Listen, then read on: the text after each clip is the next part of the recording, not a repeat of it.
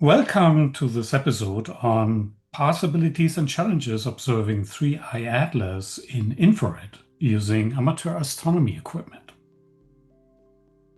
When comets approach the sun, small dust particles in the coma heat up from sunlight and emit infrared radiation, which can be observed with optical telescopes.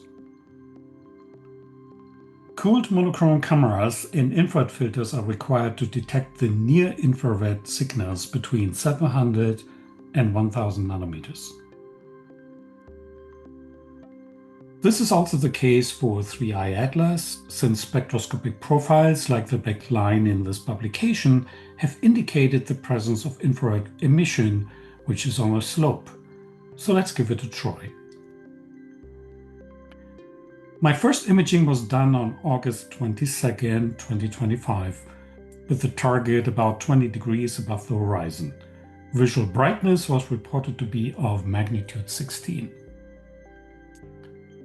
I could not find the object at the position indicated by Sky Safari or the SkyLive.com website. So I thought, it's not possible. Maybe the object is just too faint. Weeks passed when I realized, using JPL Horizon System, that the coordinates were different by almost half a degree. Not an issue when the object is bright and easy to find, but I wonder how many people like me initially missed the object by looking at the wrong location. Anyway, so now in the region of interest, I'm able to take 3I Atlas with a color lookup table applied on the right. The object is slightly elongated toward the direction of the sun. Comparing with other nearby stars, I estimate the magnitude to be of 15, so it's still a very dim object. Fast forward to October 1st. 3I Atlas is now much closer to the sun, near Mars, and will set right after 8 p.m. Astronomical twilight is between 7:22 and 7:53 p.m., when it's getting sufficiently dark to hopefully make some pictures. I checked the COPS database, and the observations of 3I Atlas were getting sparse, mostly coming in from Texas or Australia, probably taken under perfect conditions, and certainly not from New Jersey, where I live, under bottled 7 skies. There was actually only one observation on October 1st. However, a high-pressure system builds up in the northeast, and I give it a try. Every time I travel, I have the pleasure to unbox my equipment. More details about my astrograph camera and filters are provided in the description and links below. Everything is now set up, and I have about 4 to 5 degrees of clearance over the horizon. Here is a summary of what happened in the next couple of minutes. 6:45, I'm ready to go. I just leveled and oriented the mount north, and I may not have the time for polar alignment. 7 p.m. I tried to do some imaging, but no plate solving is possible. It's just too bright. 7:14 p.m. I managed to do some plate solving of Arcturus, a brighter star close by with 0.1 second exposure, zero gain. 7:19. 3I Atlas is now only 8 degrees over the horizon. In a third trial to move the telescope to 3I Atlas, I finally have successful plate solving.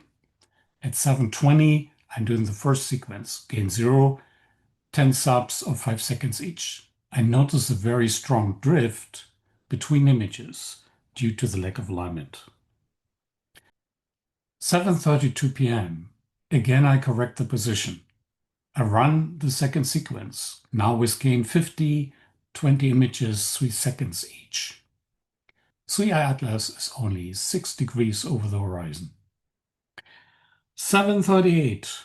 I run the third and last sequence with gain 100, 36 subs of 3 seconds each. 3I Atlas is only 5 degrees over the horizon. At 7:40 p.m., trees get in the way.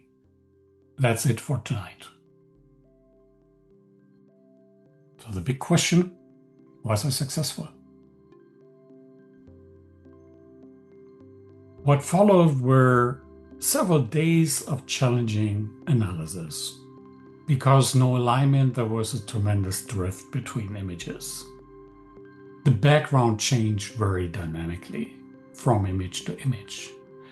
There were atmospheric disturbances, and no more than 5 to 7 images could be stacked. However, I noticed the first glimpse of 3A Atlas at the position predicted by the horizon system. Knowing where the object is, I dig deeper and was finding 3I Atlas on several other images and stacks, like on this one.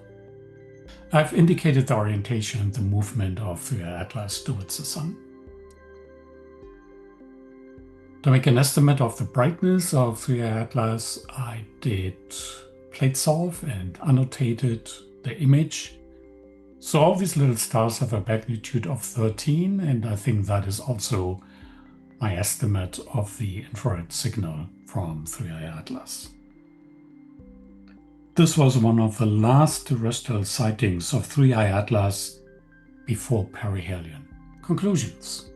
Near-infrared imaging is doable for comets with thermal radiation.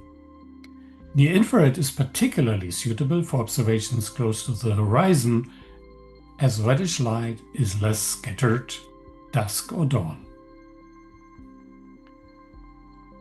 We'll look forward to taking more images when 3I Atlas reappears on the other side of the sun, or wherever it might be.